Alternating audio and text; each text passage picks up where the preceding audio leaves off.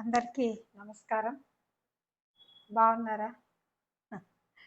అందరూ బాగుండాలి. Okay.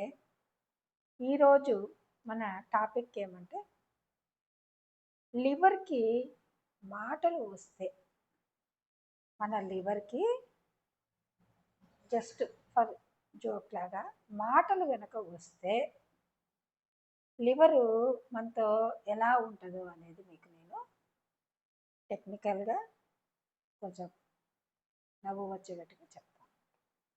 Okay. సరే. మామూలుగా రజోగుణం, తమోగుణం, సాత్వికం, శుద్ధ సాత్వికం అని 4 కేటగిరీలుగా మన యొక్క భోజనాన్ని వర్గీకరించారు. రజోగుణం, తమోగుణం, సాత్వికం, శుద్ధ సాత్వికం. ఈ 4 కేటగిరీస్‌లో మన యొక్క భోజనం అనేది ఉంటుందన్నమాట. కొంతమందికి తెలుసు, కొంతమందికి తెలియదు. తెలిసిన వాళ్ళు స్కిప్ చేసుకోండి, తెలియని వాళ్ళు చూడండి. సరే. అయితే లివర్ అనేది సూర్యుడులాగా మన శరీరంలో లివరు ద మెయిన్ హీరో పాత్ర పోషిస్తుంది అనమాట. లివర్ బాగుంటే మన కళ్ళు చూపు బాగుంటుంది, స్కిన్ బాగుంటుంది, అన్ని ఆర్గాన్స్ కూడా. కారు కనుక ఇంజన్ బాగుంటే చక్రాలు వచ్చేసినట్టుగా ఈజీగా హ్యాపీగా సర్వైవ్ అవుతాం. ఆ లివర్ కనుక మొండికేసింది అనుకోండి, ఇంకా చాలా కాంప్లికేటెడ్గా ఉంటుంది.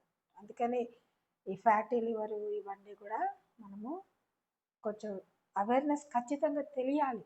ఏం తింటే ఎలా ఉంటుంది అనేది మనకి తెలియాలి. అయితే ఈ రజోగుణం, తమోగుణంలో ఉన్నటువంటి ఫుడ్ తిన్నప్పుడు ఆల్ఫోజాల్ లాగా నిద్ర వస్తుంది అనమాట. ఆల్ఫోజాల్ అంటే అదొక స్లీపింగ్ ట్యాబ్లెట్ అనమాట. ఆ ట్యాబ్లెట్స్ ఇప్పుడు కుంభకర్ణుడు అందరికీ తెలుసు కదా, మంచి ఫుడ్డీస్ అనమాట.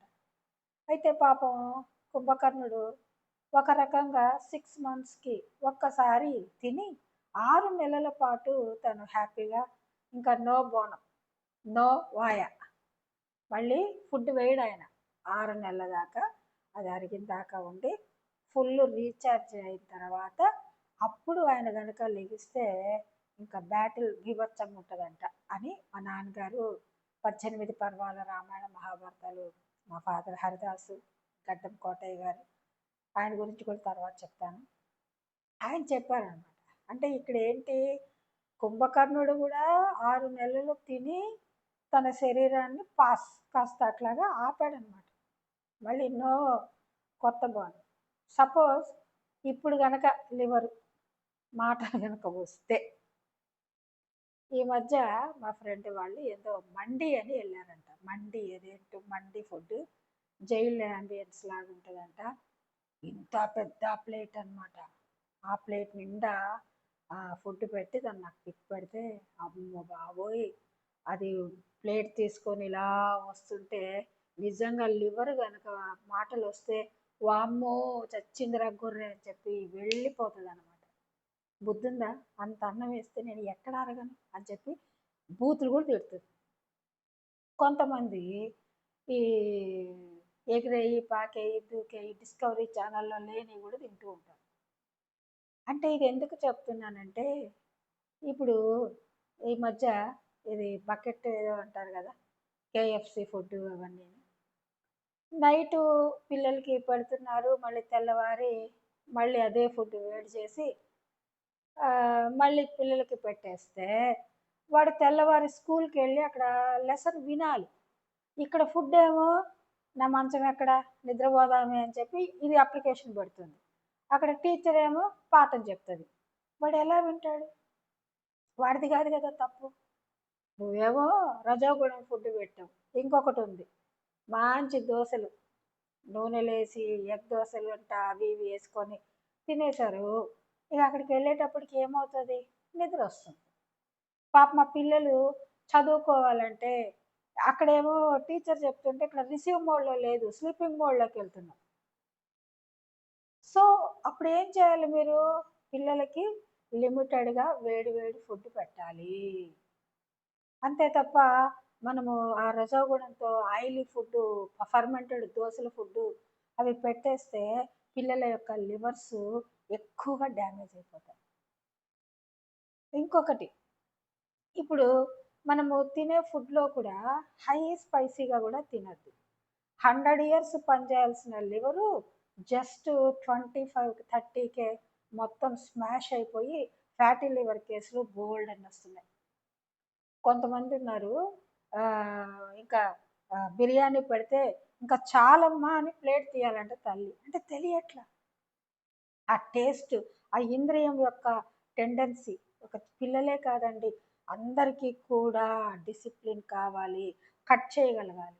ఇది ఇంకా చాలు, తర్వాత తిందాము, అది రావాలి, ఆ డిసిప్లిన్ రావాలి. ఇంద్రియాలని మనము పర్ఫెక్ట్గా వాడుకోవాలి. అవి మన క్యాప్చర్లో ఉండాలి, కానీ మనం వాటి క్యాప్చర్లోకి పోకూడదు. అలా వెళ్తే ఏమవుతుందంటే లైఫ్ స్పాయిల్ అయిపోతుంది. 100 ఇయర్స్ ఇవ్వాల్సిన ఈ యొక్క లివరు 30 ఇయర్స్కే డ్యామేజ్ అయిపోతుంది. మరి రెస్ట్ ఆఫ్ లైఫ్ ఎలా? బీరకాయ కూర తిన్నా కూడా అరిగించుకోని స్థితిలో ఉన్న కేసులు వస్తుంటాయి నా దగ్గరికి. బీరకాయ కర్రీ అంటే అంతగా దాన్ని వాడేశారు. నేనేమంటున్నానంటే తినే ఫుడ్ పట్ల మీరు ఖచ్చితంగా మీకు అవగాహన ఉండే తీరాలి.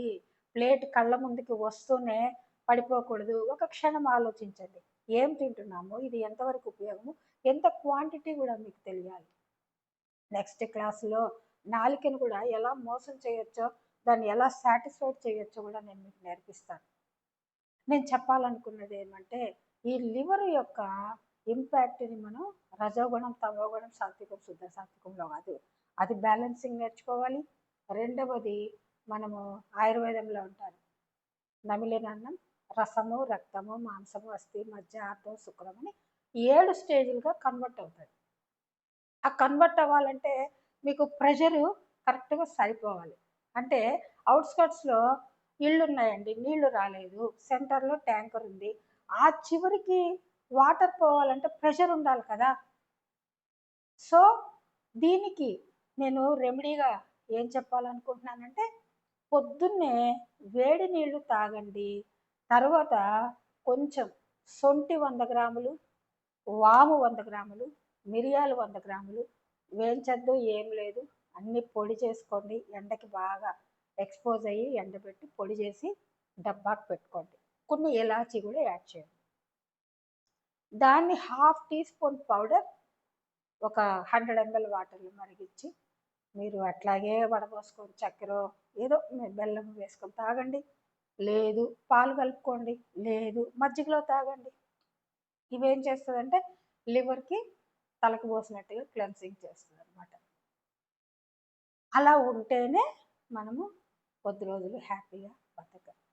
నాగేశ్వరరావు గారు ఒక మంచి కొటేషన్ చెప్తా వినేదాన్ని. కొద్దిగా తిని ఎక్కువ రోజులు బతికి ఎక్కువ తింటావా, ఎక్కువ తిని కొద్ది రోజులు ఉండి తొందరగా ప్యాకప్. అది మన చాయిస్. జీవితం అనేది ఒక గొప్ప వరం అండి. It's a unique thing. ఎన్నో జన్మల పుణ్యఫలం అయితే కానీ మనిషి జన్మ వస్తుంది. ఆ జన్మని అద్భుతంగా మనం జీవించాలి. ఈ లోకాసులన్నిటినీ చూసేసి వాటి వెనుకీడుతో పరిగెడితే మన జీవితం యొక్క పర్పస్ ఓడిపోతాం. దానివల్ల సాధించేది ఏముంటుంది. నా దగ్గరికి నేను ఇంకొక వీడియో తీస్తాను.